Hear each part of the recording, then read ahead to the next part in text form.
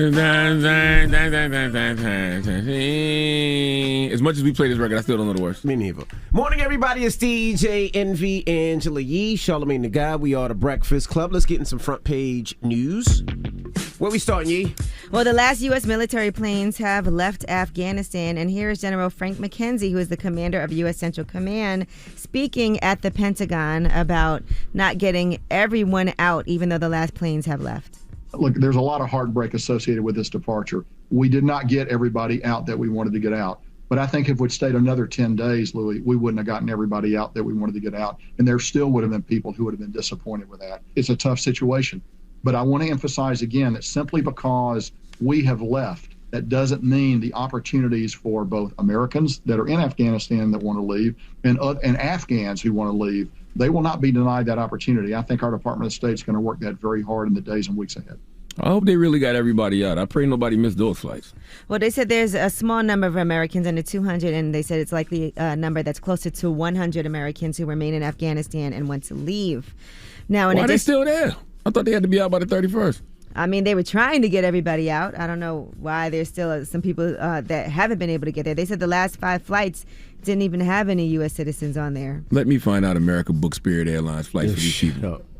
All right. In addition to that, he also talked about the threat of terror now. How high is that?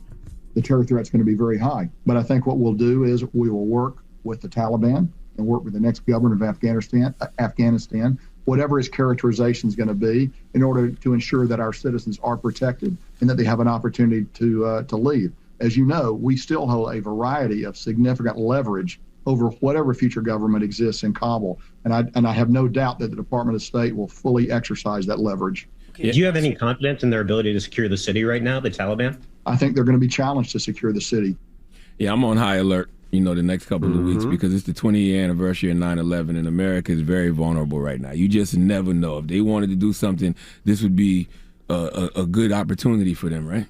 And video from Kabul airport does show that they were celebrating. The Taliban was celebrating and saying this victory belongs to us all and congratulating the people of Afghanistan. So they're looking at this as a victory, a war that lasted almost 20 years. I mean, it is. The ops is gone. The ops fled the scene. So, yeah. And what did he said they're going to actually talk to the leader of the Taliban? That's what he said? Well, they said they have to engage. Mm-hmm. And so it's no way around engaging to have to deal with them. ISIS-K is, like the Taliban is saying that they're not the way that they used to be, the draconian measures that they used to take, but a lot of people are on high alert that things are going to revert back to what it used to be like before, because it's supposed to be a lot more moderate now. But ISIS-K is not supposedly part of the Taliban. It's a terror group. Oh, for the record, that's what Trump was doing, and he got flack for it. All right, well, that is he was negotiating with him, trying to make a deal. Front page news. All right, get it off your chest. 800-585-1051. If you need to vent, hit us up right now. Phone lines are wide open. It's The Breakfast Club. Good morning. The Breakfast Club. This is your time to get it off your chest, whether you're mad or blessed. So you better have the same energy.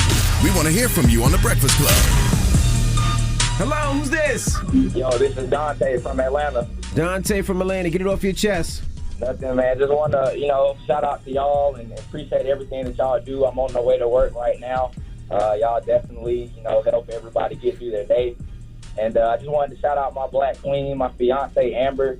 Hey. She's got her YouTube page, Amber B, AMBRB, home decor, home decoration and lifestyle. Y'all go check that out. We're getting married in April. And, just wanted to shout her out, man. Everybody have a blessed day. Well, congratulations to you and your queen, man. Shout out to Amber, your black queen. Yeah, most definitely. I appreciate y'all, man. Y'all have a good one. You too now, bro. Hello, who's this?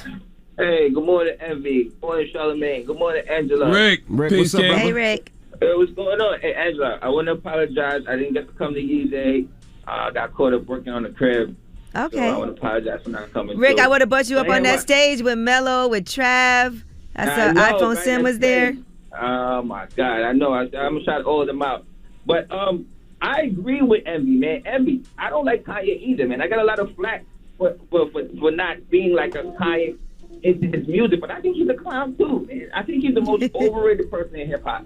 No, he's definitely he's not overrated as an artist now. Busy. Stop. He's a great producer. He's a great artist. I just don't like some of the things he does outside of music, and I'll explain a little bit more later. But I think his body of work, as much as people want to compare it to other bodies of work, it doesn't stand up, man. Yo, Rick, now you bugging. Like, Kanye does a lot of wild antics, but those first 5 albums, actually first 6 albums are classic. No, first 6. The first 2. Bro, let's break it down then. Late registration. College dropout, late registration, graduation. And maybe 808 and Hawk. After that, My Beautiful Dark Twisted Fantasy? everything else is trash. You're out of your mind. My Beautiful Dark Twisted Fantasy was the best album of from 2010 to 2020. Stop. It was the album of the decade, rap-wise. No way. How could it be a best rap album? Guys, this is subjective. This is how My Beautiful Dark feels, and this is how you feel. Listen, Rick. it's a lot of things we can debate about Kanye West. His music isn't one of them, guys. He's not a lyricist, and he's not a. He's definitely not a He's lyricist. not a lyricist, but he makes great bodies of work. Like Kanye, you can't talk negative about Kanye's music. Kanye delivers each and every time. No, Yeezus was trash. Yeezus was definitely trash. So you just said his first 6 albums. Jesus is trash. His last 2 albums is trash. Yeezus was one of the 6. Yeezus wasn't. I'm talking about College Dropout, Late Registration, Graduation. Graduation. Listen, Graduation, 808 and Heartbreaks, My Beautiful Dark Twisted Fantasy. Those 5. I meant the 5. Those 5. Well, everything else after that has been trash. Nah, the Life of Pablo banging too, bro. And the Watch the Throne album, bro. Like, stop, man. Don't do this, man. Don't do Watch this. the Throne ain't Kanye by himself. Jake carried Kanye that whole album. All right, Rick. We're going to have to Rick, you personally just disagree. don't like Kanye, I guess. Let's not be ridiculous, guys. Angela, this is an argument I have in the barbershop all the time. It's a ridiculous argument. Are there ever sir. people on your side? No, it ain't, man. It's a ridiculous argument. Like, we can argue about Kanye's antics. We can argue about how he treats people. We can argue that all that type of stuff, but you can't argue that musically. Come on, bro. He's one of the greatest to ever do it. I can't. You know what it is? He tells you Kanye got Trump syndrome. He tells you that it's hot, everybody buys it. It's trash. No, I got ears. All right. Thank you, Rick. Goodness gracious. Kanye's first 5 albums are classic, guys. The College Dropout, Late Registration, Graduation, 808 Heartbreaks, My Beautiful Dark Twisted Fantasy. Like, stop. Come on. 800-585-1051. If you want to vent, you can hit us up right now. It's The Breakfast Club. Good morning. The Breakfast Club. I'm dialing. Hey, what you doing, man? I'm dialing. I'm calling you. This is your time to get it off your chest, whether you're mad or blessed. 800-585-1051. We want to hear from you on The Breakfast Club. Hello, who's this? This is Nikki calling from Florida. Hey, Nikki, good morning. Get it off your chest. Good morning, Dr. McKelvey, Miss Yee. Peace, Queen. How are you? Okay, I am good. Minus my call today. Envy, I had to call up here like you owe me child support, baby. I owe you child support? I don't even know you. I called up here like you owe me child support. Let's talk about yesterday. Here we go. I understand how you feel about Kanye, all right? But I had a whole discussion on YouTube with a couple of y'all followers, letting them know I don't know what y'all were expecting out of this Kanye album. Kanye is in the street. He ain't doing IG models, right? Excuse me. See to God, I gotta quote you. You said that you appreciate rappers in their age that rap about real life stuff. Yes. This man was depressed. This man was broken. This man chose to express his grief through his musical masterpiece. I love the album, and I'm a huge Kanye fan. I'm 4'11", but I'm 6'8" for Kanye all day. Okay? I mean, that's why music is subjective. I'm not mad at your opinion. And look, music made you feel away because you could relate to it. Exactly, and I feel like DJ Envy, okay? Your job as a DJ, you gotta let the music speak. I understand that you got beef. And as a Kanye fan, I do not agree with everything my man does. But that album, I feel like that album was his vulnerability. We saw him go through all this stuff with Donda dying and just wilding out in the media. I think you should give it a chance. Don't call the man a clown. This was him showing his emotions about his mom. Come on, man. You got to give it a chance. Now, I was ready to fight you at your car show down in Miami. You could come see me. We could have a conversation. But I don't think Kanye's music is clownish. I just think him as a person and what he does behind the scenes is clownish. I never disrespect that man's music. I mean, I actually love Kanye's music. So it has nothing to do with Kanye as an artist. It has to do with Kanye as a person. But listen, that's like saying Kodak Black. My daughter loves Kodak. Okay, y'all were just talking about him. I'm not a huge Kodak fan. A lot of the stuff he do, I can't agree with. My daughter loves his music. Girl, that's fine. But I understand that Kodak does make good music regardless of his antics. You gotta let the music speak. You gotta give it a chance. Don't shelf it just because you don't agree with him as a person. I've listened to the whole album. I think, and then listen, just personally, I think the album is kind of lackluster. He got some joints on there I really like though. Like I love the joint with Kanye and Westside. I love the joint with the Lox and Jay Electronica. I love the joint with Roddy Ricch. But I mean, I don't know. It's an hour and 40-something minutes is a long time. To me, a good album is. Yeah, it is. It is a long ass album. If you like 6 or 7 songs on this album, I feel like that makes it a good album. Not when the hour's an hour 40 minutes, Yeah, but I do feel like there's 6 really, really great songs on there. And then there's some that I could listen to, and then there's a few I don't like. But yeah, I just think he should have shortened it. 12 songs. There's a great album within that hour 48 minutes. And I heard that yesterday, and I completely agree. Because I'm not going to lie, I was like an hour and 40 minutes. But what do I expect? 3 listening shows, stuff was changing up, features. But DJ Envy, you had me at work boiling. I was like, oh, no. I went home talking about boiling. I was like, oh, God. But that's what happened. But that's what happens when people don't know the whole story, and it's not our story to tell. True. And I'm going to listen, and I'm going to listen. When it comes out, I may be able to say, okay, you know what, DJ Envy, I get it. 110. I still think it's a good album, but I don't think you should just shelve it because of the type of. I didn't say I was going to shelve the album. I didn't say. You definitely said you wasn't listening to it. I don't control the music on the radio, so I don't control none of that. You listen in your car. You at home with Logan and them. Oh, you are at home with Logan. You can't make me listen to. You can't make me listen to what I want to listen to in my car. Play it right now. You can't make me listen to what I want to play in my car. What I want to play when I work out. But Logan is home. You know what? We're gonna get little Logan to slam his ass and make him listen to the album. That's what we're gonna do. We're gonna make Logan slam your daddy and put them earbuds in his ear, okay? Oh my goodness! Don't get Logan jumped, man. Get it off your chest. 800-585-1051. We got rooms on the way? Yes, and Eat a Booty Gang is back. And we we're out here. Tell you. Okay. What? Enough said. We'll talk about it in the rumors. Why you say that and look at me? Goodness gracious. I did not look at you. Yes, you did. Oh, go ahead. He definitely did. You're kinky, man. Absolutely not. Oh, my goodness. Mouth open and everything. If you've been married or been with your woman for a certain time, how long you been with your woman? 26 years. You definitely ate some booty. That's not what Eat a Booty Gang is about today. See, you jumping the gun. You don't know what you're talking about. Hey, man. Think about the reverse it. I've been told y'all. Flip it and reverse it. We talk about it. All right. It's the Breakfast Club. Good morning. The Breakfast Club. It's about time. What's going on? Rumor report. This is the Rumor Report Talk to him. with Angela Yee on the Breakfast Club. All right. Well, first, let's talk about our show, Drink Champs. We love that show. That's right. And Trick Daddy was recently on, and he discussed the topic. And we all know him from the Eat a Booty Gang, and I feel like this has been said before, but he's very blatant about the fact that he likes to eat the booty. Okay. No, not he likes to do that. It gets done to him. Mm-hmm. All right. Listen to this conversation. So it's the Eat a Booty Gang. I'm building the franchise up now. Now I'm getting the women to support the Eat a Booty Gang. Wait. Come on. Wait. Who is it? Wait. When you say women to support the Eat Booty Gang, you're saying women is eating the booty? Yeah, women eat the booty too. Wait, what? Yeah. I don't know whether to make noise for that or not. Yeah, I get Wait, what? I get it out. Listen, man. Check this out. All right, Trick, you don't have your legs in the air, though. It depends. How many times is Trick gonna go viral for the same thing? Every time he says this, y'all act like it's the first time. I don't know why people still shame this for you guys. I don't get it either.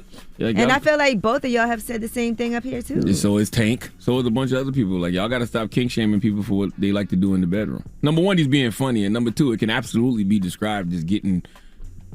Can you say that? Can you no, say you cannot say that. It can be described as that. As we say, said yes. Yeah, we say eat the poom poom. So right. It's all the same. What else could you call it? I really have no idea. Slurper booty? So you like your legs in the air too, like that? I've never done that, but I mean, it doesn't matter. That's my business in the bedroom. You know what I mean? But y'all got to stop kink shaming people for stuff like that. And why do y'all act like this is the first time, every time Trick Daddy says it? I don't said know. this a He said million this a times. zillion times. He has. We had topics about it before. I know we have. Do you guys shave the hair on your butt or nothing like that? Like back there? As you manscape? That sounds human resources, but yes, I do. What, shaving? I mean, you ask me about my... Because I'm thinking You shave about your butt as hair? you How? guys are getting... What you mean, how? That's the question. You How? go like this. This is this shaver. He puts his And leg you put up. it in the crack of your butt? Yes! All right. You putting Listen. something, you put a vibrating thing, a vibrating oblong so you wanna shaped call- You have to thing. manscape. You don't manscape? You know, to be gotta clear, manscape. Charlamagne didn't start manscaping until the Breakfast Club. You're right. That is not true. Yeah, I started that is man- Yes, no. it is, because you Yes, it said is. you didn't before. No, I started manscaping when we was doing MTV's Guy Code. Because the first episode of MTV's Guy Code was about manscaping. I never had heard of such a thing. But wasn't So it this was not during the also Breakfast while Club. you were on the Breakfast Club? Because Yes, we the had a Breakfast whole Club had conversation nothing- about no. it, and you Y'all had said you nothing to never do with did it. It was all MTV's Guy Code. But that you got do me to remember you manscaping. said you didn't used to manscape. Yeah, but it had nothing to do with Breakfast Club. Right. That was the first. That was literally the first episode of MTV's Guy Code 10 years ago. Okay. Well, yes, Mm-hmm. I manscape. Yeah, as you should. All right, now Drake went to Instagram to unveil some more certified lover boy merch. Now, y'all saw that picture that he had of all the little emojis of the pregnant women, and people were confused about what that is. So what that is, and it was explained, is basically... Well, I don't think that's the cover art, but they're saying it's not the cover. They said that's the pregnant emojis are a way for saying that the album is 9 months late. Who is they? Who said this? So that is according to OBO Sound. Well, Elliot I Wilson guess. confirmed that it's the album cover. Yeah, they said it was the album cover yesterday. And DJ Academics actually spoke to Drake, and Drake said it's the album cover. Do I think it's the actual album cover? Probably not, but it gets the people talking. Not to mention, who gives a damn about album covers anymore? I was thinking the same thing. Nobody ever looks at an album cover was like, that's At how you just all. listen to the album. It's and not the project, 90s, body early work. 2000s. Donda has no cover. It's literally, it's nothing. It's just a black box. People thought it was clever. Yeah, shut up. What? But yes, I don't know if this is the cover art or not, but they're saying that this could be, just because the album was 9 months late, so he's pregnant.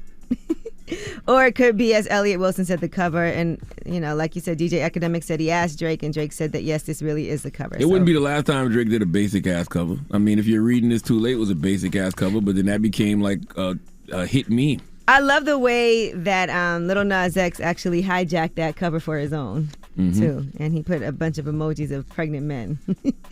All right, now, Drake has also shared some new images of Certified Lover Boy and Nike, the collab that they have together. Something other than me has got to give. That's what one of the shirts said. One says, should have said you love me today because tomorrow is a new day. One says, I don't miss, let alone miss you. The hell? Some T-shirts. How big are that- these shirts? It's a lot. It's a lot of writing, a lot of Exactly. words on there. But yes, they managed to fit it all in. You got to at least wear a double XL to fit all the words in. All right, now J.R. Smith is sharing his college journey, and everybody's really excited for him. And so he posted on social media, English is my first language, but these papers, though. Joined a study group for my African American Studies class on Groupie, and my classmates don't think it's me. Finished my English homework. Dope short story about a little girl with 6 brothers and seeking parents' approval. Dope reading. First tutoring session in the books. I really like Mrs. Burke. Extremely helpful. So he said, I hated school growing up, and I knew this would be a challenge, but that's not going to discourage me 1 second. You have to be able to buckle down and lock into new journeys and challenges coming in your life. Observe, learn, and adapt. I'm happy for J.L. Smith. So he's at North Carolina A&T, and I saw somebody posted a picture like, I can't believe that J.R. Smith is in my class, in my 8 a.m. class. So But that's good. I mean, I wish that I took advantage of a lot of the classes that were in college. When I was in college, I was just trying to get out. We all wish you did.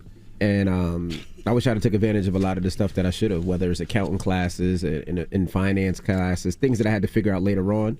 I wish I'd have took advantage of it. I just respect the fact that he's not afraid to continue to still grow and learn, and try new things. Because, I mean, he's a multimillionaire. He don't have to go back to school. But Correct. the fact that he wants to make himself better, I respect it. So drop on the clues bonds for J.R. Smith, damn it. My favorite college class I think that I ever took was screenwriting. And I did photography in college. So it was fun. You can take classes that you really care about and that interest you and learn more.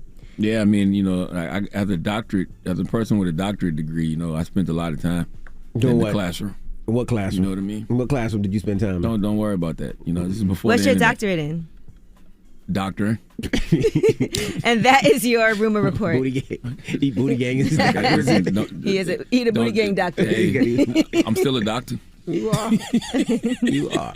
Okay. We got front page news next. What are we talking about? Yes, and let's talk about 1.1 million customers still don't have power in Louisiana. When are they going to get their power back?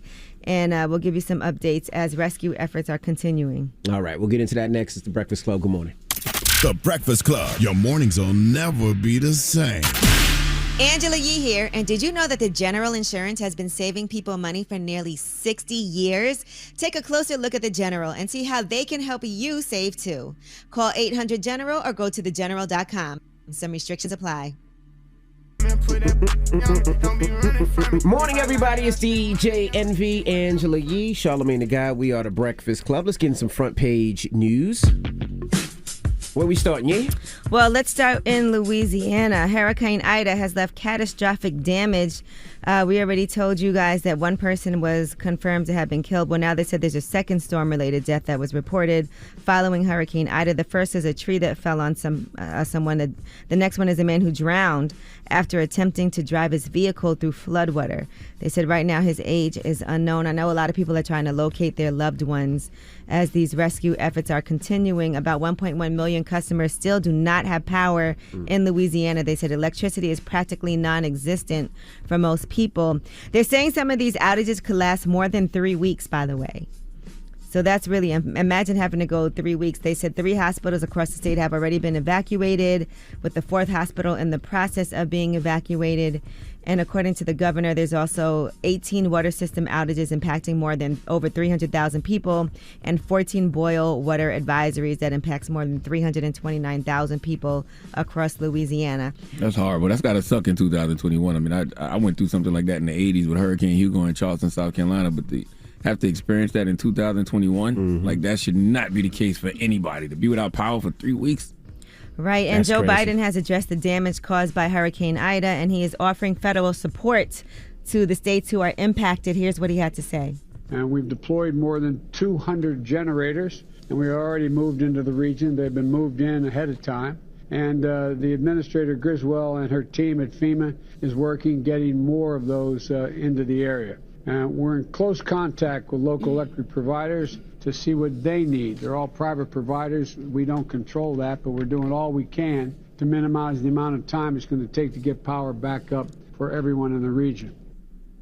They said they've moved more than 200 generators into the region, and they're working to send in more. I actually talked to some people that are in Louisiana right now, how difficult it is to even try to get gas, to be able to drive anywhere from a gas station, how hot it is, and there's no power. So you don't have air conditioning, you don't have lights. So people are trying to figure out. People don't want to leave either if you're there right now. I know some people are trying to stay, but, it's a difficult situation. I wonder, how they can prevent those things from happening. Because you look at other neighborhoods, like, of course, I live in Jersey, and I just remember 10 years ago, there was areas that used to flood all the time during the rain. There used to be problems all the time, and they fixed it. They fixed the structure to make sure it didn't happen again. And I wonder why they don't do that in certain areas that flood all the time, like New Orleans, Louisiana, or I think Jersey Houston. flooding a little different than Louisiana flooding. Louisiana flooding is a lot more intense, a lot more. But if they know it's going to happen, a lot more higher. Can't they figure out how? It's not like it's a surprise. They know it's going to happen. They evacuate people. So wouldn't they be able to install something in the infrastructure to make sure it doesn't happen again? Maybe it's just me. I don't know. I'm just asking. Yeah, this has been an ongoing issue there. So, and even, for, they're trying to move these generators there now for people to be able to have power. I saw a man got attacked by an alligator. That's wild. In the water from the floods after Hurricane Ida. All right, now, 2 people are dead and 10 are injured after a Mississippi highway washed away by heavy rain. The incident occurred on Highway 26 in George County. And the washout, they said, was likely related to the rain from Hurricane Ida as well. More than 58,000 people in Mississippi remain without power due to the storm. All right, and South African researchers are keeping an eye on yet another new coronavirus variant. They're saying this one is called C12. It's popped up across South Africa and 7 other countries in Africa, Asia, and the Pacific. They're not sure whether its constellation of mutations will make it more dangerous, but they said it has changes that have given other variants increased transmissibility and also the ability to evade the immune system's response to some degree. So they're saying that more mutations doesn't have to mean more danger. Some mutations can weaken a virus, but we'll see what happens. They're keeping an eye on this new variant that they've discovered. Why does all of this sound like the Marvel Universe? I mean, mutations and variants and all types of other stuff. Where are the Avengers when we need them? My God, is the Avengers the vaccine? I don't know. The vaccinators? Just imagine all these things happening at once, right? We have, it's just a lot. All right. Sound like the Book of Revelation to me. That is your front page. I don't know what everybody else doing, but you better find some healing and get right with God, because absolutely. I haven't found answers anyplace else. Yeah, okay. It's been crazy. It's between COVID and the storms and all that. It's just been crazy. My family just got back this morning, and they were supposed to be back Saturday morning, because the storms held them, and they were stuck. So you better get to know God if you don't know. Mm-hmm. All right, now when we come back, we got a special guest joining us this morning. We have Ingrid Best joining us. Yes, she is the Executive Vice President and the Global Head of Marketing for Combs Enterprises. That's right. We're going to kick it with her when we come back, so don't move. It's The Breakfast Club. Good morning. The Breakfast Club. Morning, everybody. It's DJ Envy, Angela Yee, Charlamagne the Guy. We are The Breakfast Club. We got a special guest in the building. She is the Executive Vice President of Combs Enterprises, ladies and gentlemen, Ingrid Best. And we've talked about you on this show before when D Nice was here. Mm-hmm. And he was saying how supportive you've been of him as far as what he's been doing during the pandemic with DJing and everything. And actually, even though you work for a brand, telling him, don't just take a check to take a check. Yeah, you got to do what you're passionate about. So me and Derek definitely connect on that level. D-Nice, excuse me. And let me tell you, in the pandemic, I was like, D, let me sponsor your club quarantine. I got a check for you. And he was like, I'm doing this from my heart. Wow. So yeah, and he did. And look what's happened for him. The money's coming, right? Absolutely. Because he's doing it from his heart. What do you like to drink too? You like to drink? Well, let me send you a bottle over, D. Yeah. Damn. Yeah. But let's talk about Ingrid for a second, because not only is she my friend, we first connected really like on business. And to me, she is one of my favorite people. Whenever I need advice on something or how to negotiate a deal, she's the person I go to. So I want to talk about how you got to where you are, because I know that there's a lot of younger people who are watching who are like, one day I want to be an executive like Ingrid is. Mm-hmm. And how did she get to that point? And you work in the spirits industry, and you've been there in this industry for so long, and it might seem like just fun, going to parties, having drinks, but there's so much more that happens behind the scenes. Yeah. So let's start with you started out at a young age, and you had a promotions company? Yeah, I started out actually doing street promotions. I worked for all the major record labels. I actually was on the Bad Boy Street team. You went from the street team to being executive? Yeah. Were you part of those legendary campaigns like the Big Mac? All that stuff. And when you think about a lot of like the experiential agencies and activations now, that came from a lot of street promotion, guerrilla marketing, and they just kind of took our sauce and tried to make it their own. So a lot of what I do today comes from a lot of those early learnings from my street promotion days. Very lost art, by the way. Yeah, very much so. And it's a story that needs to be told. But yeah, I've been in the business for 20 years. I started as an ambassador. I launched a little small brand for a really big company. And that's where I found myself falling in love with this industry. But the turning point for me in terms of my spirits career was really around the time that Puff made the deal with Ciroc, right? Mm-hmm. Because it was the first time that we got to see, Black and brown people got to see someone, that had a seat at the table. Mm-hmm. He got a seat at the table for us. And that was really what kind of put the fire under me. I'm like, this is a career. There's something here. And when I started, there were no Black and brown people that I saw anyway. Right, I'm trying to think of who was. I mean, for me, it was the receptionist and maybe an assistant. But in terms of management level, making decisions, there just weren't people that looked like us. So from my very early start, I was like, I'm a mix this up, and I'm a change. And so that's one of the things I've been committed to doing, is making sure that Black and brown people have representation in the spirits industry, which is why me and Diddy connect the way that we do, right? Because that's always been his ambition as well. Now, before you landed there, let's talk about your path in the spirits business, because you worked for Bacardi, right? Was that your first? No. So I've been in the game almost 20 years. I started out launching a brand for Diageo. And then I went on to work for Diageo for 5 or 6 years. I then was recruited by LVMH. Now, for Diageo, for people who don't know what Diageo is, they also are the company that explain how Diageo works, just for people who don't know. Yep. So full circle moment for me. I started at Diageo, and now I'm managing Diddy's partnership with Diageo. So Diageo is our partner now on Ciroc and DeLeon. I worked with them for 5 years. They're the biggest supplier in the world. They own most of the brands that people are enjoying at bars and at home. I then went on to work I got recruited by LVMH for the Moet Hennessy division. I started working across the portfolio, wine, spirits, both, and champagne, and then worked on the Hennessy team. So when you've seen all that work where Hennessy really revitalized itself, that was the team that I worked on. And then I worked on Belvedere, tried to help them get their act together.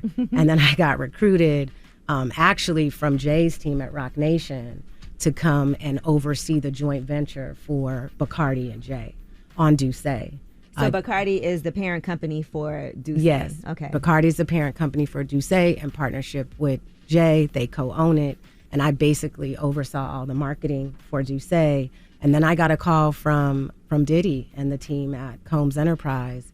And, again, a full circle moment. When I think back to how I started my career, he was very much so. His deal with Ciroc was so influential because I was like, finally, we got a piece of this thing. And so for me, it really is a full circle moment. And so now I'm the head of marketing for Combs Enterprise. We oversee Ciroc and DeLeon. And we're, looking at other brands to increase, and grow our portfolio. And it's an incredible opportunity. Can we talk about that for a second? Because people love to act like Diddy don't really own some of that Ciroc and DeLeon, but he has ownership in it. Yeah, for sure. For Ciroc, listen, it was a mastermind, marketing partnership that he put together. And all over the world, if you say Ciroc, what people say is Diddy. Yeah. And so there's no denying the connectivity and the fact that he absolutely is the anchor for that brand.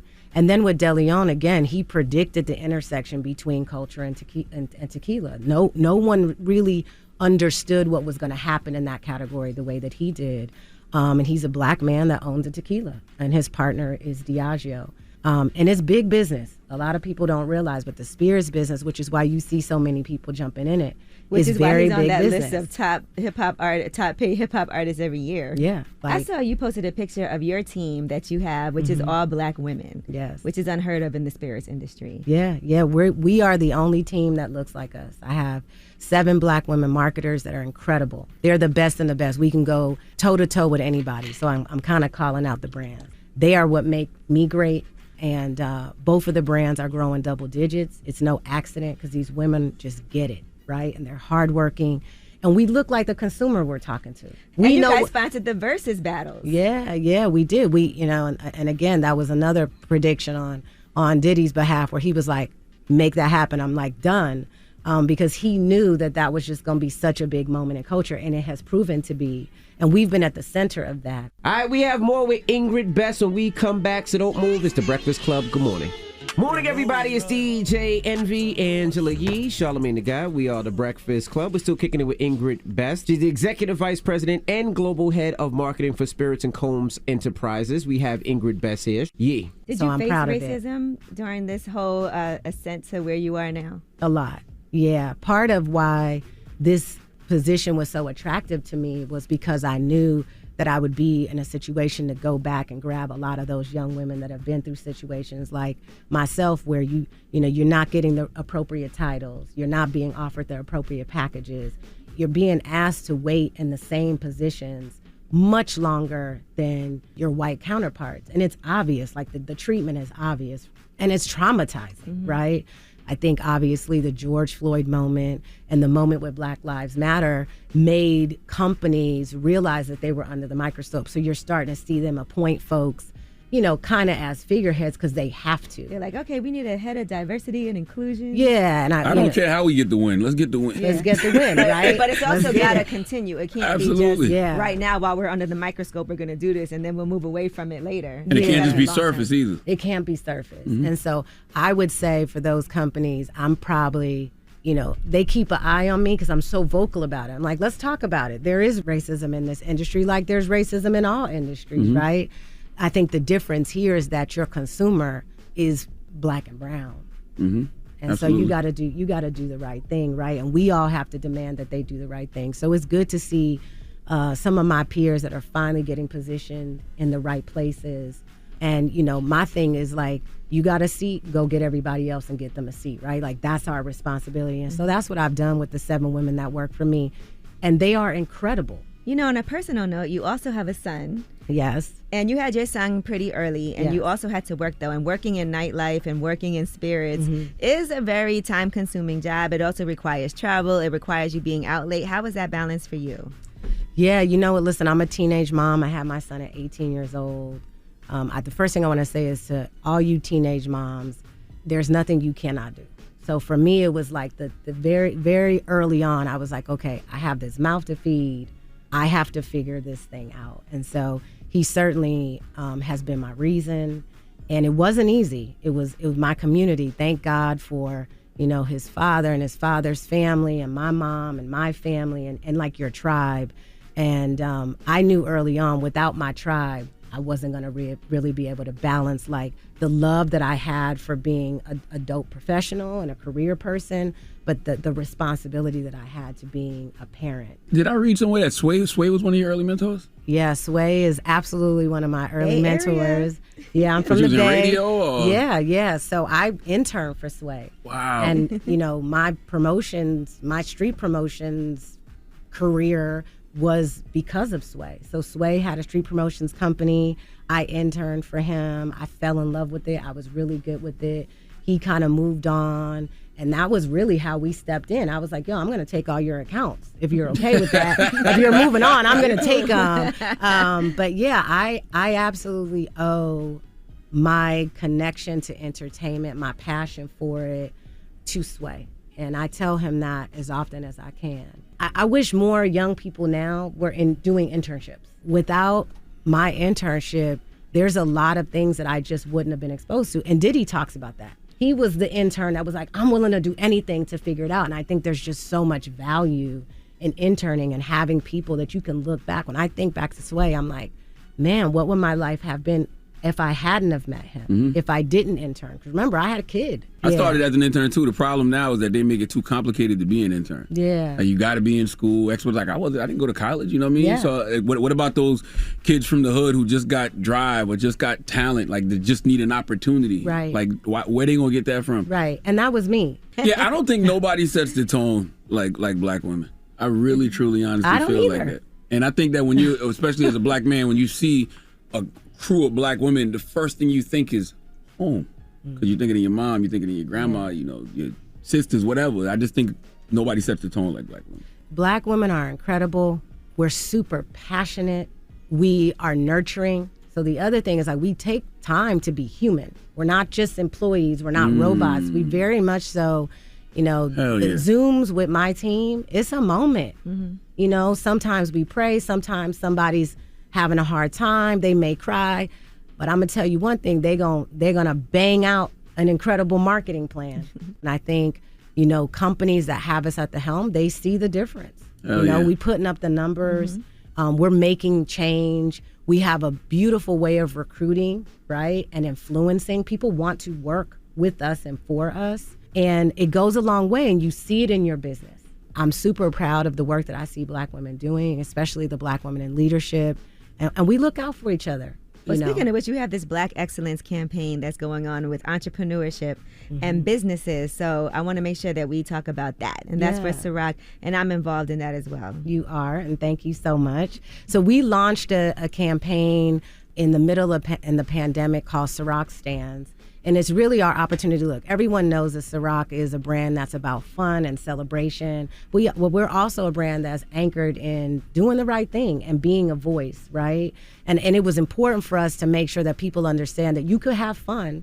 You know, you can be a part of culture, but you can also be anchored in something. So we launched Ciroc Stands last year. We're kicking it off again this month, and we purposely kicked it off towards the latter part of August because it's focused around black businesses. And so the assumption is, oh, they're doing this program for Black Business Month. And we're like, no, we're doing programs for black businesses 365 days a year.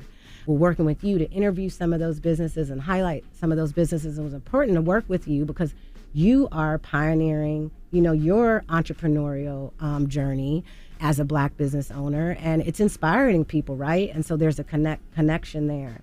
So Ciroc Stands, is just launching an initiative around Black businesses. We're highlighting 3 businesses in New York, 3 businesses that happen to be owned by Black women, which we're really excited about. Mm-hmm. We work with some mentors to identify some of those businesses Natina's a mentor, as well. By the way, and Thea up here. Natina's a mentor. Thea's a mentor. Y'all didn't vet none of these people, huh? You just Natina we just handing out gigs. And Thea's our boss up here. Yeah, but we identified folks that we thought could really help us pick some really dope Black businesses. So again, it's our opportunity. And these business owners get to be on billboards, which they're all so excited about. When I spoke to them, that's the one thing that they're like, Ciroc is paying for you to be on a billboard for your business. That's a big deal. Yeah, yeah. We are doing, obviously, above and beyond that, investing, making sure that these businesses, are profiled, right? But then we're also working with companies that can also help, other Black businesses benefit from some of the things that we're doing. Now, this is none of my business. I'm just asking because you're so dope,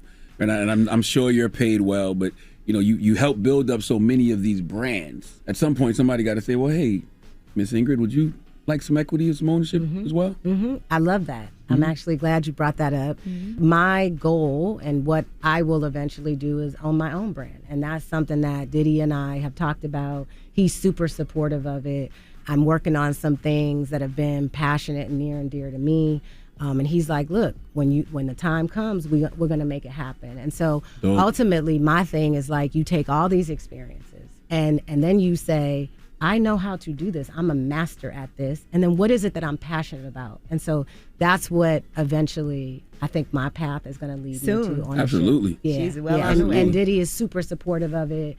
And ultimately, like for him, he's like, that's the pinnacle, right? Here I came in, I did this marketing partnership. I own this tequila.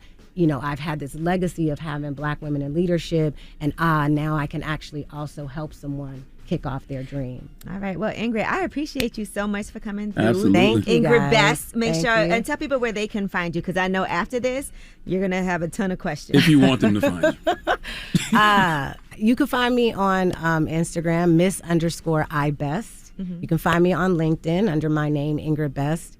Listen, I love mentoring folks. I'm only one person, so my team a lot of times is like, you can't take on another mentee, but it goes back to your point. It shouldn't be so difficult to get guidance. That's right. If you're somebody that's eager, you want to learn, you want to intern, there should be people that are available to you that you don't have to go through this vigorous process. That's right. So you could reach out to me. I try to read every DM, every message on LinkedIn. I really do.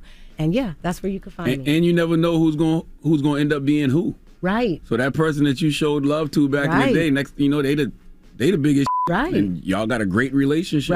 Right. And that's always been something that I hold dear. It's like, you don't know where people are going to land. And listen, the young women that work for me, I am making sure that they're going to be better than me. Mm-hmm. They are going to be the young women that when I'm a bit older, I'm going to like, you going crazy, That's right. And so, That's right. and I'm excited about that. So it's good to be here. I appreciate y'all. Thank you for coming. Yeah, I'm glad you came. Listen, Ingrid is not like, I'm like, Ingrid, you got to do some interviews. She's like, I'm like, okay. But it's fun to be on this side. Like I said, you know how many artists I was on the other side, of the glass looking in and like, yeah, they're doing a great job. So this is fun. I didn't have any nerves either. I thought I would. I was like, well, when you launch your brand, you got to come back. Oh, I will. And you work with Diddy. How you got nerves when you work with Diddy? I know, right? As unpredictable as he is. Yeah, no, you gotta definitely be strong to work with that brother. But he's a good brother. We have a lot of fun. He's a lot of fun. There's a lot of love parties, a lot of club love, a lot of Ciroc, a lot of De Leon. But yeah, it's been good to be here with y'all. Thank you. Thank you. So much. It's Ingrid Best. It's the Breakfast Club. It's time. She's spilling the tea. This is the Rumor Report with Angela Yee on the Breakfast Club. Well, let's talk Kanye's 10th studio album, Donda. Over 60 million streams in the U.S. on Apple Music in the first 24 hours. It set a 2021 record for the streaming service, and it was the third highest total ever in that span. It also was number one and topped a record 152 countries on Apple Music's album charts in its first 24 hours. And it occupied 19 of the top 20 spots on its daily top 100 global songs chart. So all the hype worked, all the anticipation worked, all the listening parties and the pushbacks and everything else worked. On Spotify, it got more than 94 million worldwide streams, the second most all-time ever for Spotify. So congratulations to him. Now, there was a lot of drama, as you know. And one of the things that happened was Soulja Boy was upset that he was removed from the album. The verse that he did was cut from Remote Control. Here's Soulja Boy talking about Kanye, who didn't even tell him that he didn't put his verse on the album. It was just more of a thing to where explaining it to my fans so where they not in the dark about the whole situation. He blamed it on Universal. You saw that tweet? That's cap. Only reason he said that, why you ain't said that before the album come out? You wait till I express myself on social media and then you made an excuse. I don't give a damn if he mad. I don't care how he feel. Hey man, you could have called me before everything. You could have called me and said, Draco, this the reason why you didn't make the album. TMZ always catches up with Soulja Boy somehow. Now he also posted, he did the same ish on RoboCop when Amber Rose was in the studio years ago. I hate working with this dude. He needs help seriously. And then he called him vagina. Well, that's why you got to send him healing energy. Send him healing energy. He said he thought he could be the president. Sit your goofy ass down somewhere. That's why I hope don't F. Well, I think he meant to write F with you, but he said F you. You don't have no right to this penis no more. I don't like your behavior. All right. But look, then he also said, funny. Don't call my phone no more weird ass N-word. That's why Kim left your bipolar ass. That's not cool. That's right, man. Send the brother healing energy, man. All right. He went, and then he put call me at Kim Kardashian. See, he playing too much. And he also put up his verse from Remote Control. I didn't hear it.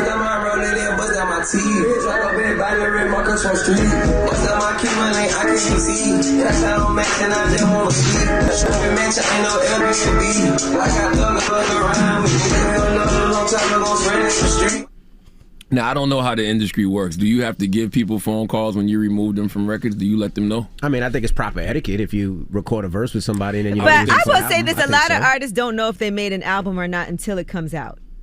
And that's the truth, right?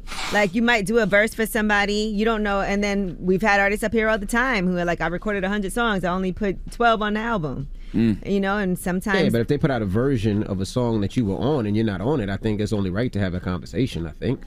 I would think so. I mean, I can't say. But I don't know. He did share their text messages back and forth. You know, it would be nice, but it doesn't always happen. And that's just the truth. I'm sure that there's a ton of artists who did verses that didn't make it onto the album, right? And you don't know till it comes out. Just send them healing energy, Soulja Boy. That's all. All right, now 21 Savage is speaking on owning his masters, and he said he makes more money off album sales than touring. I had a platinum album before I signed my deal. You had a platinum album, independent. You owned your publishing and everything. Yes, I own my masters. Okay. Every song you ever heard. No heart, everything. I own it. A lot. My split, I got a 70-30 split with my label. I get 70, they get 30. I make more money off my album sales than I do off touring. That's him on $1 million worth of game at Gilly and Wallow. Salute to my guys, Willie, Wallow, and Gilly. Y'all gonna stop acting like 21 Savage ain't got good sense either. Okay, dropping the clues about 21 Savage. Yeah, but he's always said that he was independent at first and he made tons of money and that deal was amazing, so... All right, now Offset in the meantime was at NASDAQ headquarters in Times Square, and he was celebrating Reservoir Media going public. It's an independent music publishing company. It's the first of its kind to do an IPO, and the first female-led music company to go public as well, thanks to the leadership from its founder and CEO.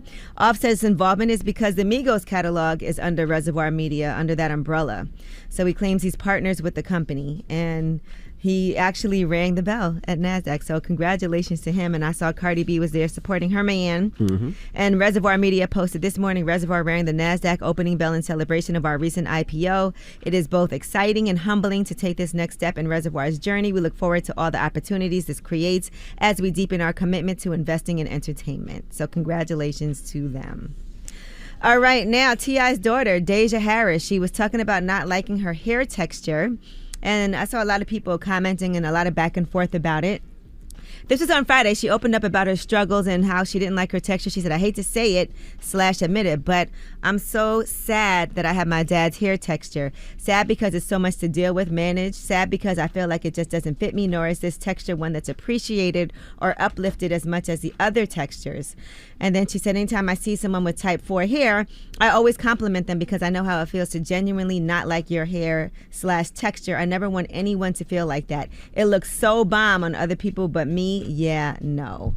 So a lot of people did come to her defense and feel like they could relate and understand that.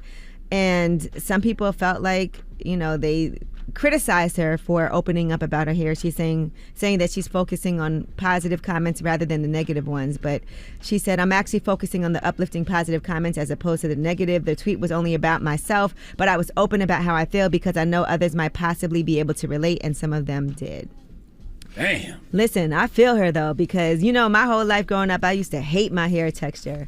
That's why I've been doing this natural hair journey to try to get my curls back. I straighten it was just a lot to deal with. It would always be like you wash it and then your hair, when it's curly, it gets all knotty real fast. They didn't have a lot of hair products to be able to use for you to be able to deal with your hair. Now there's a ton of products on the market, which is great. Yeah, and people celebrate natural hair, but it is, and sometimes certain hair textures are just a lot more difficult to even try to deal with, like to style and maintain. And that's why, I got 3 daughters. Like I tell my daughters all the time, I love your hair. I love your crown. Like I love when my wife takes their braids out and they got the big afros running around the house. Plus, there's a lot of children's books out there that celebrate the beauty of black hair nowadays. You got like My Big Natural Hair by, what's her name? I think it's C.J. Baker. Mm-hmm. But we didn't have that coming up. No. We got it now. Coco loves her curly I'm saying hair. it's great now, but I can understand, and a lot of women can understand the struggles that we've had to go through with our hair. That's why even having certain products in these stores now on the shelves and accessible to people is so important. Hair Love by Matthew Cherry. Salute to Matthew Cherry. Mm-hmm. Like it's a lot of books out there that reinforce the beauty of black hair. And if you got daughters like I do, I would encourage you to buy them all. Mm-hmm. All right, now Regina Hall is going to be joining Kevin Hart and Mark Wahlberg in a new Netflix comedy, Me Time. So Night School, the writer John Hamburg, who wrote Night School, was going to write and direct the picture with him also. He's also going to be producing it alongside Kevin Hart and Brian Smiley for Heartbeat Productions. So they announced all of this on social media.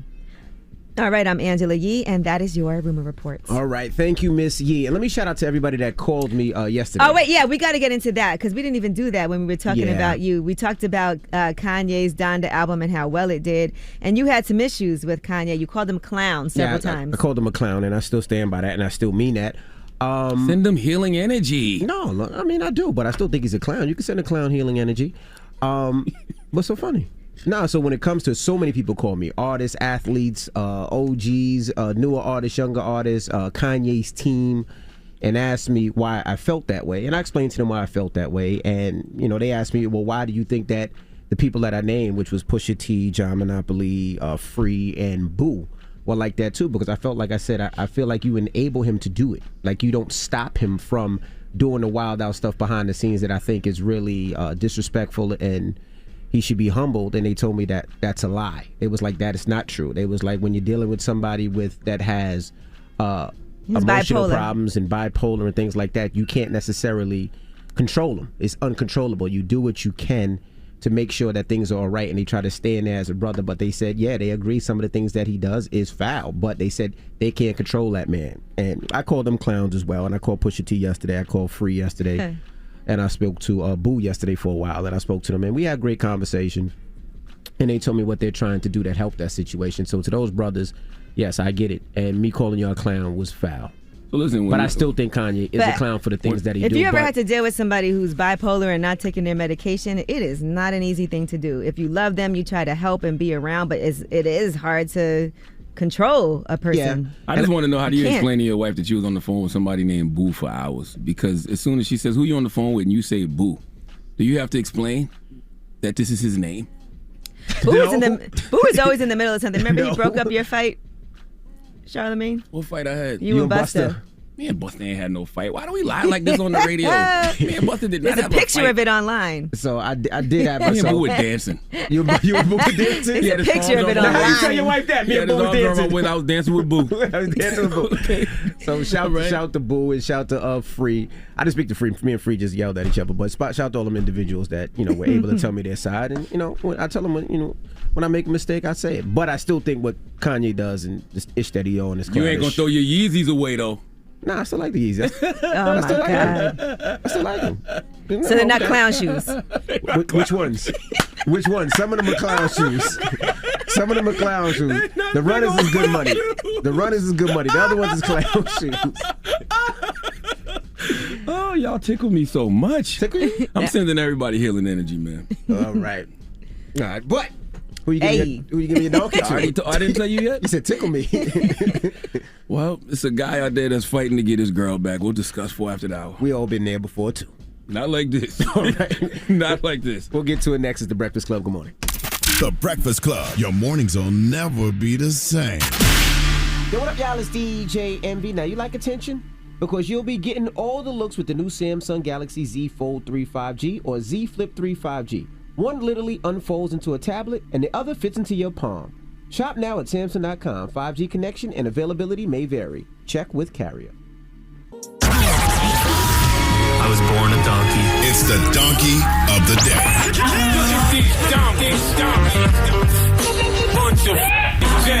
That's time for the donkey of the day. That's pretty fun. Charlamagne the devil? Possibly. The Breakfast Club. Yeah, it's donkey of the day for Monday, August 31st. Last day of the month goes to Rodney William Metzger. Rodney is 36 years old, and he was recently sentenced to 25 years in prison. Oh, he admitted to 14 charges, including but not limited to kidnapping, assault, threatening with a handgun, all types of stuff. Why, oh why did Rodney do this? Who did Rodney do this to? Well, before we get into that, let me just say that I once heard someone say, sometimes you have to fake a suicide to get your girl back.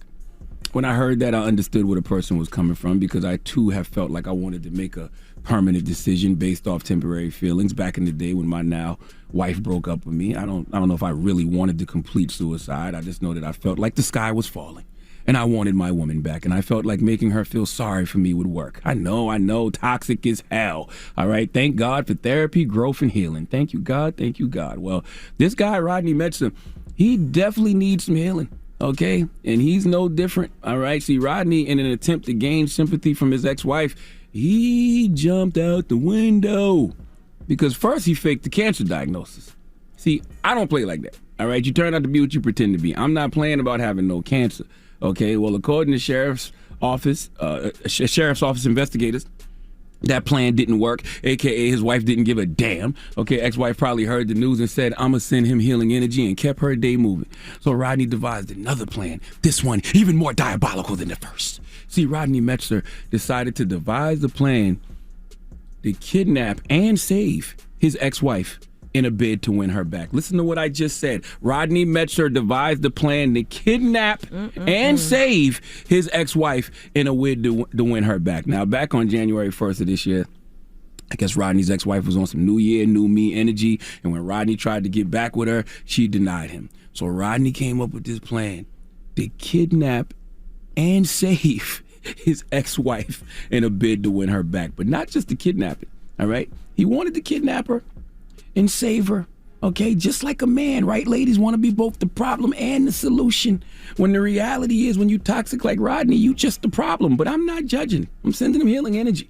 Okay, listen to this story. Rodney broke into his ex-wife's house wearing a mask and displaying a gun. When he spoke, he disguised his voice.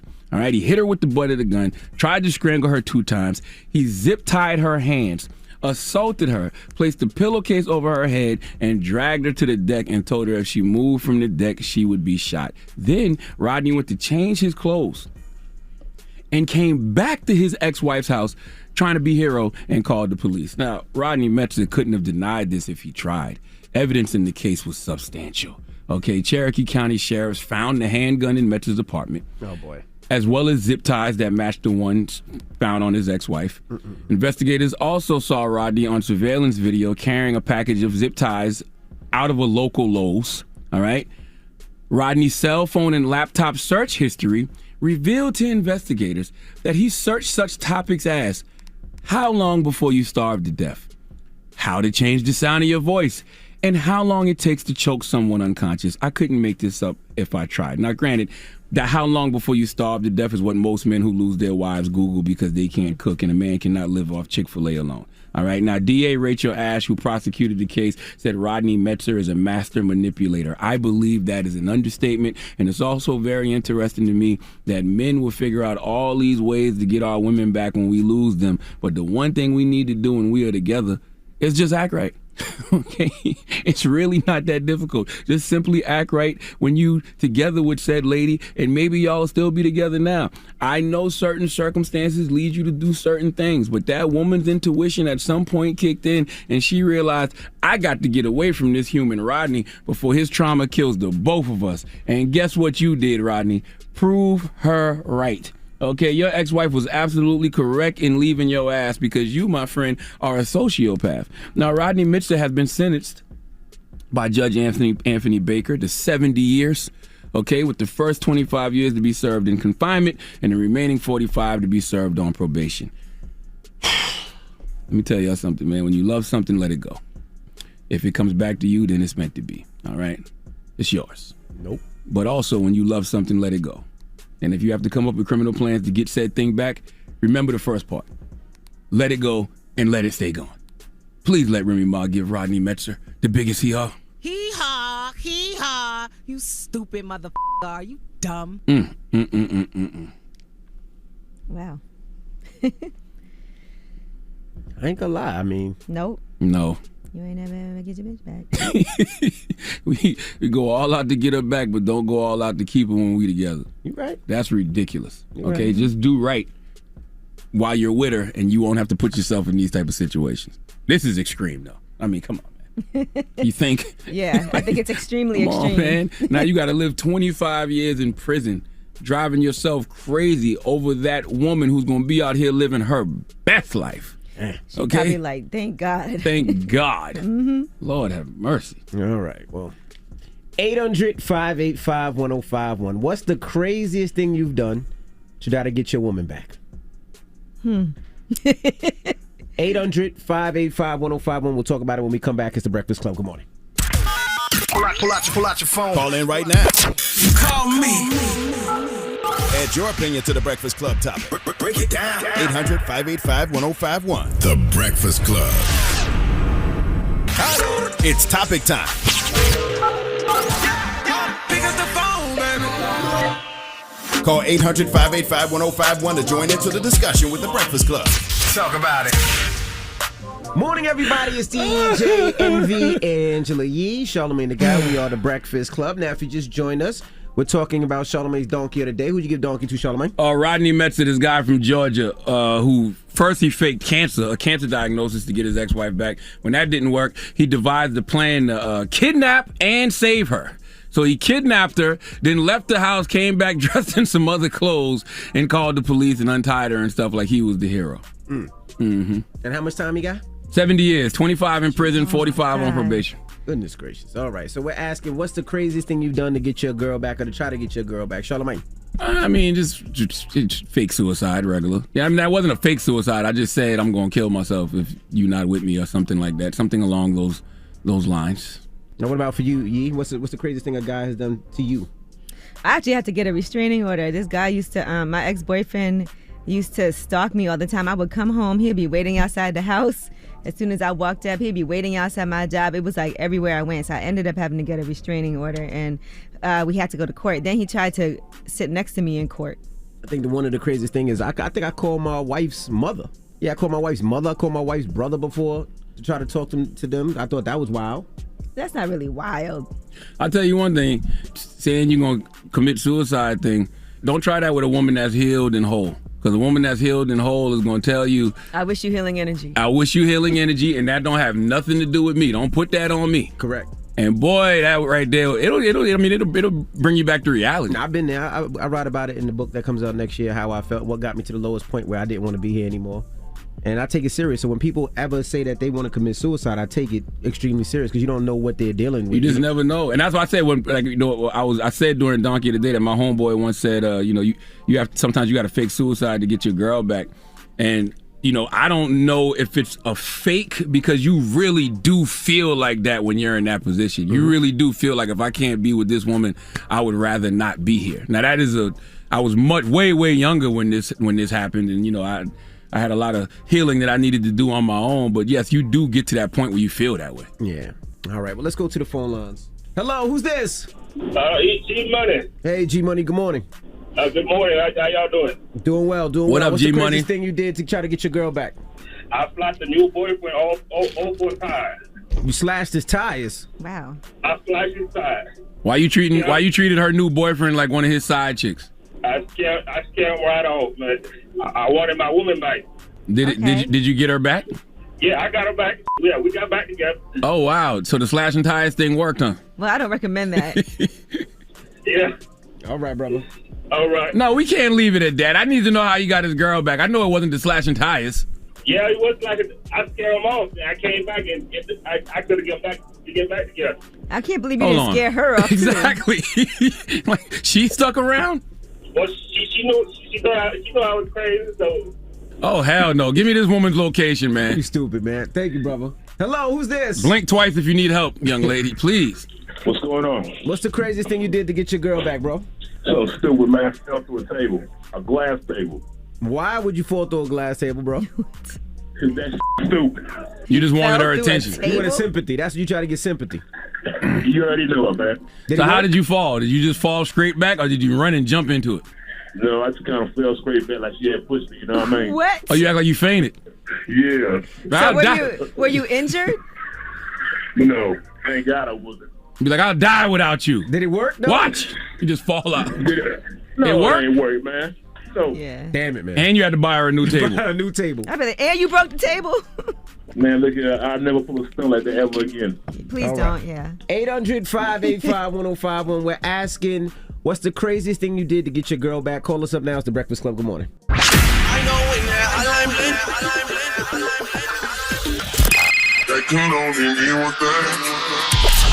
Call me. Add your opinion to the Breakfast Club topic. Come on. 800-585-1051. Morning, everybody. It's DJ Envy, Angela Yee, Charlamagne the Guy. We are the Breakfast Club. Now, if you just joined us, we're asking, what's the craziest thing you've done to get your girl back? Hello, who's this? This is Deborah. How y'all doing? What's up, Deborah? How you doing, Deborah? I'm good. Oh my goodness, I can't believe I'm actually on here. So, Deborah, what's the craziest thing you did to get your girl back? The crazy thing I ever did to get my guy back is sorry. Was I walked from my city to his city. I live in Michigan, and I was in Detroit at the time. He was in Novi. Y'all can Google that. Detroit to what? To Novi. Novi. That's far. That's like a 40-minute drive.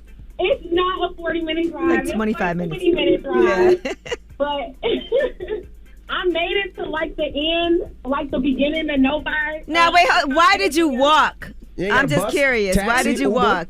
Okay, first of all, I was 21. It was his birthday, and he was like ignoring me. He went out with all his workmates, and he was avoiding me. Like he wouldn't answer the phone. I had planned everything, so I think anger drove me to do that. Now hold on. It says it's an 8-hour, 42-minute walk. That don't say that. Yes, it does. Detroit, Michigan to Novi, Michigan says it's an 8-hour, 42-minute walk. It's 25 miles. She was mad. She was walking fast. I was on the freeway. Well, not the freeway, but like this highway, and the police picked me up. Girl, I know you was not walking on the highway. So you finally got to this man all musky and stank and think he gonna want you back? Yeah, he did want me back. But years later. My goodness. That was a good workout. Anyway. Well, thank you, Mama. Wait, can I say something, please? Yes, so it was ma'am. like a march. You said enough. I love y'all, and I'm a young mother. I'm 30. I have a 6-year-old, and I just put up a GoFundMe account to get a down payment on a house that I was. They accepted the offer, but I need help with the down payment, like really bad. So I want to know if I can just put up there. Oh yeah, go ahead. Instagram. And maybe we'll do a walk for you. Oh my God, thank you. Phoenix, DC, so that's PHOENIX, V as in Victor, C as in Clemens. That's my Instagram. My Facebook is Phoenix Clemens, no S, And it's on GoFundMe. I'm truly and honestly looking just to get a down payment for my daughter. I'm gonna be honest with you. I respect your hustle, but I hate the fact that you went all out to get your man back by walking, but to get money for a down payment, you just raised the GoFundMe. Oh, okay. Well, thank you, Mama. Okay. With your strong calves. Hello, who's this? Hey, good morning. This is Kenny. Kenny, what's the craziest thing you did to get your significant other back? So every time I would pull up at a mall or at any kind of store, I first noticed it when I was at the mall. My tires were slashed, and the weird part was my spark plugs were missing. So That didn't sound like he wanted you every time I had back. to call a tow truck. Every time I went to a mall. I don't understand. So that was him trying to get you back? Yeah. I don't understand. You had to call him to fix it. He was working for a tow truck. He Oh. was working for a tow company. Ah. So I always had to call him or a mechanic, which the mechanic was his friend. Well, who was paying? Who was paying for this? You had to pay?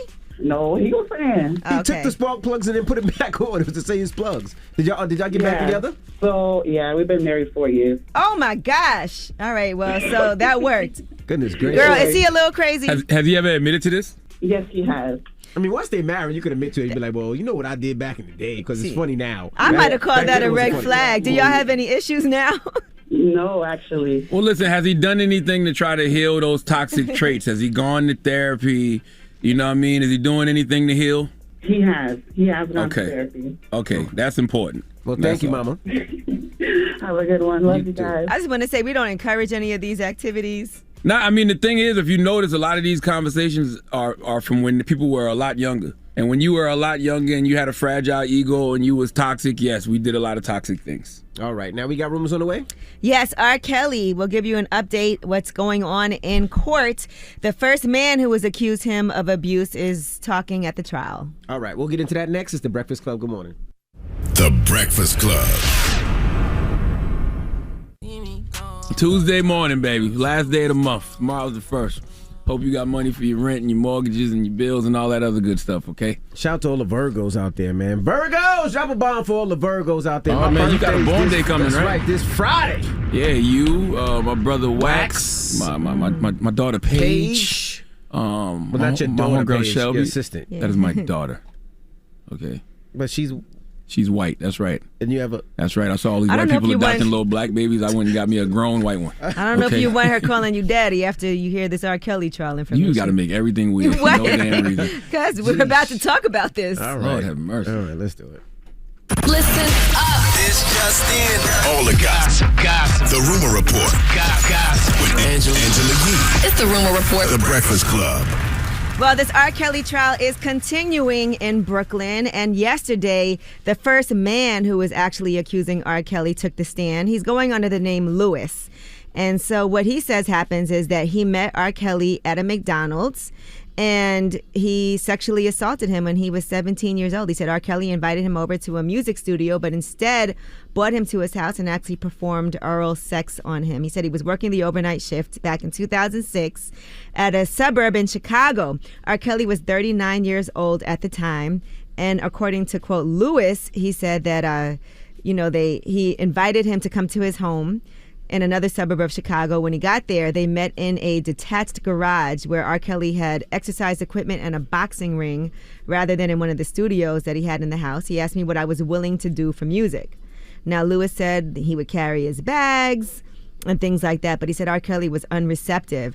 Then he asked him if he had any fantasies and quoted R. Kelly as saying, "You never had fantasies about men." I said, "No," Lewis continued, and then he crawled down on his knees and proceeded to give me oral sex. He zipped my pants down and he started doing it.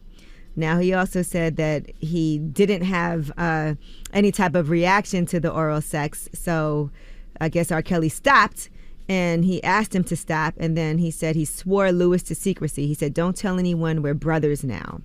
He said he continued to see R. Kelly after that. He wanted to be mentored for his music career, and when they asked him why he continued, he said he just was really trying to make it in the music business. And he said on subsequent occasions, R. Kelly would record some of their encounters while he was sexually abusing him, and he asked that he call him daddy.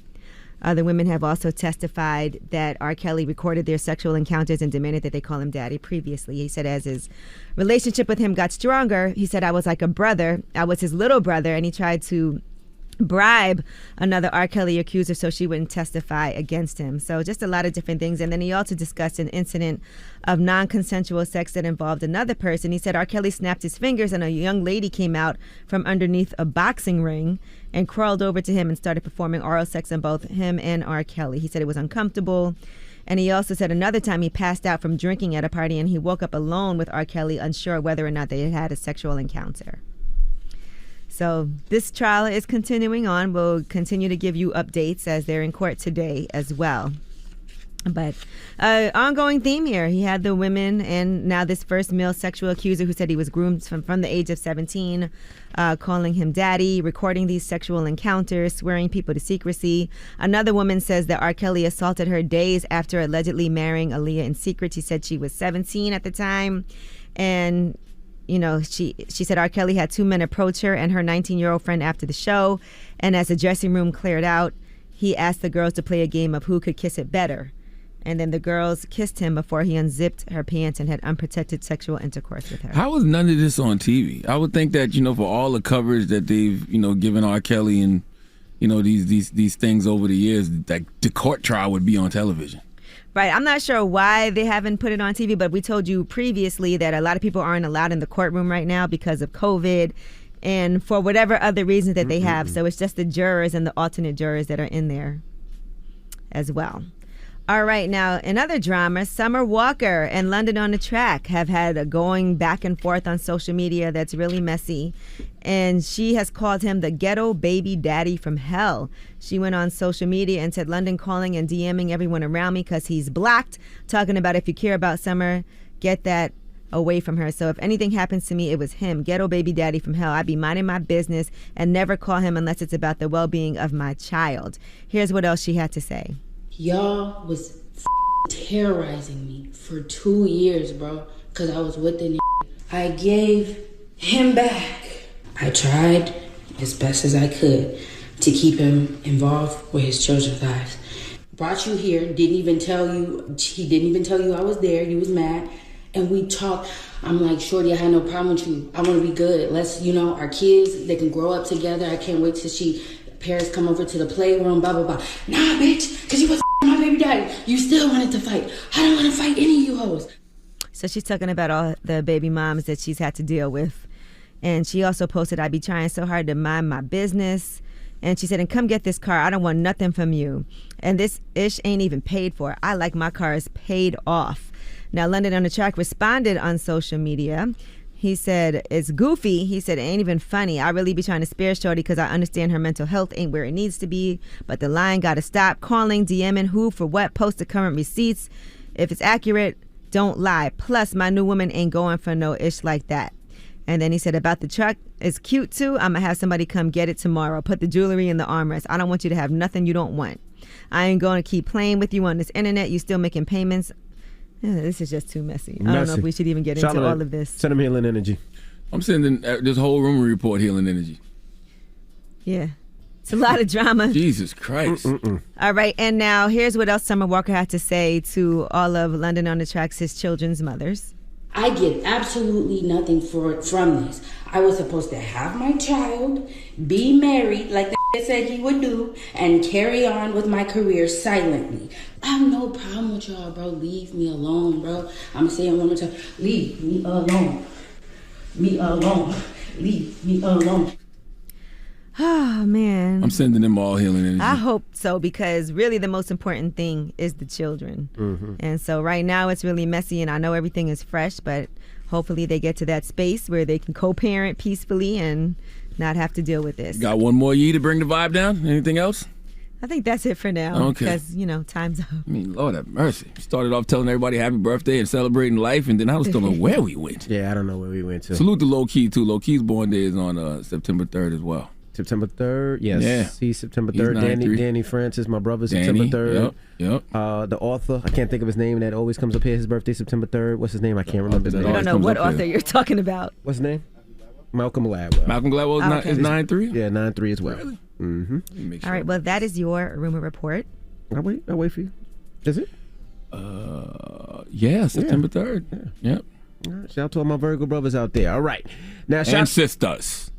And sisters. All right, now shout to Revolt. We'll see you guys tomorrow. Everybody else, the People's Choice Mix is up next. 800-585-1051. Shout to everybody in Detroit. Had an amazing time in Detroit. We're planning out Coachella Detroit. I can't wait for you guys to come on out. Is August Alsina's birthday September 3rd? Yes, August Alsina's birthday's September 3rd as well. Yes. Forgot about August Alsina. Charlie Sheen. Why you say yes like that, bro? No, because we always talk about it. I always say that's my brother. Damn. But I got to check Salute on to him. I my haven't man spoken to him in August. a minute. I ain't speak to August in a second either. I'm going to check up on August too. All right. Well, the mix is up next. It's The Breakfast Club. Good morning. The Breakfast Club. Your mornings will never be the same. From James Wan, director of The Conjuring, comes a new vision of terror. On September 10th, Malignant hits theaters.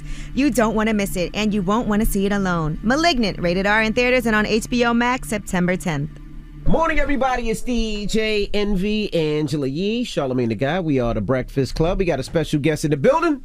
This young black woman owns a trucking business that is making millions. She talks about where she started from, how she got into the trucking business. Casey Cooper.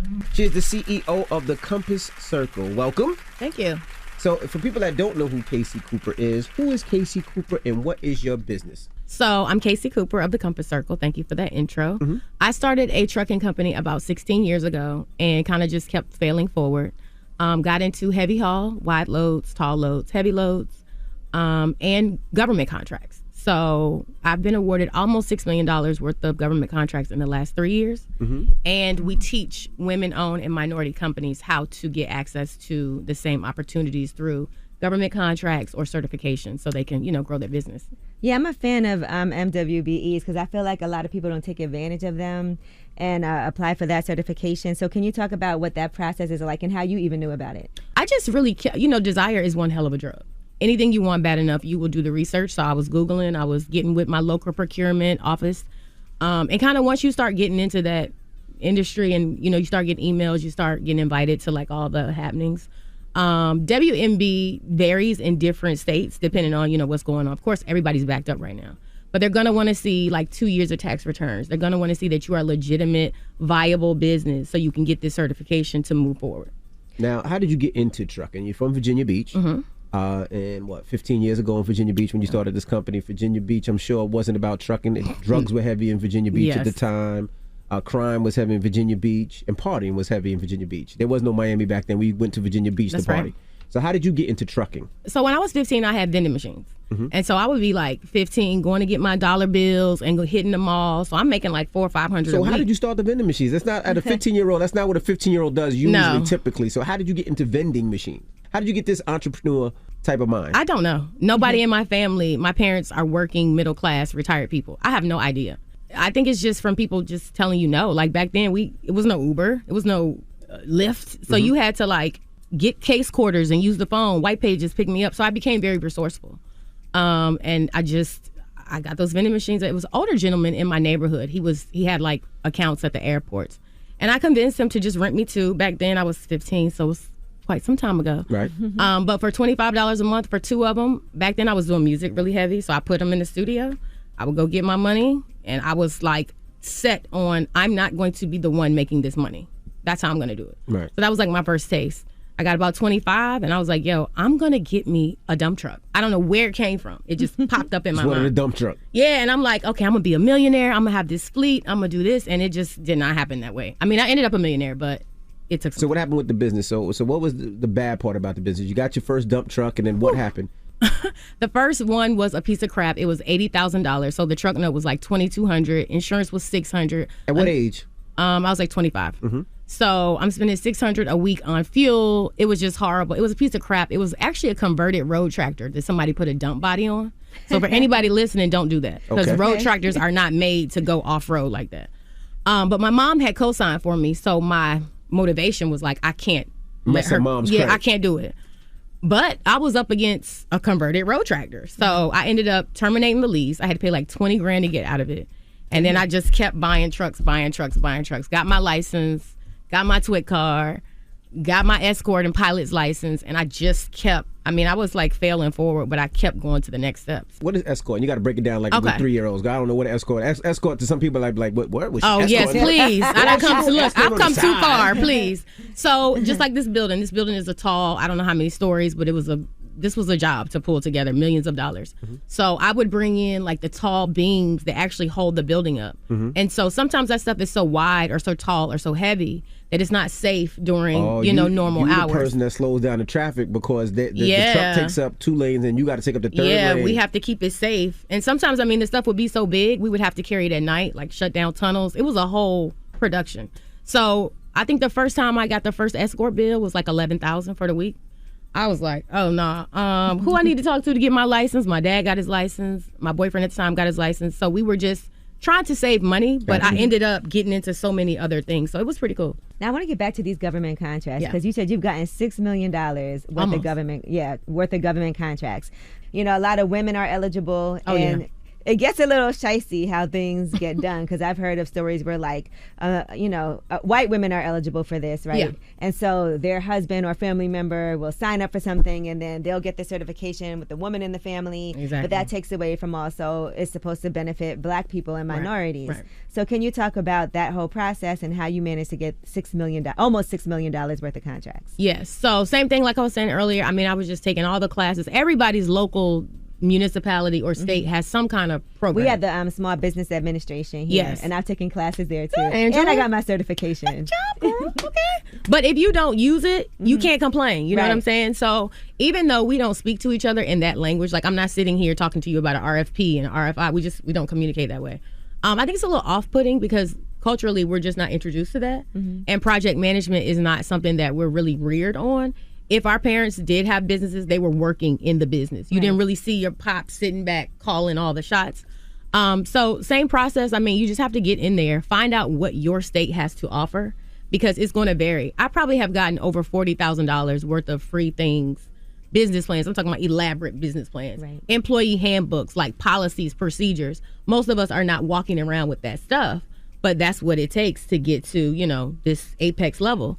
But you have to just really tap into it. The government contracts are there. My first one was about 2 months after I got registered in stamps. I had no clue what I was doing, like no clue. I just knew that I had to get the paperwork together. Right. I just had to get it together, and I would get a swing at some point. So you put a bid in? Is that how? No, I just registered. So www.sam.gov is the federal government's wheelhouse to register. So once you go in there and you register, which is absolutely free. Then you're eligible to start looking at contracts, bidding on contracts, so on and so forth. Now, I don't recommend if you have no experience whatsoever, just start bidding. Right. But I was already doing my trucking thing, so I was 10 years in by that point. You have a program where you teach people how to do it. All the time. Break that down.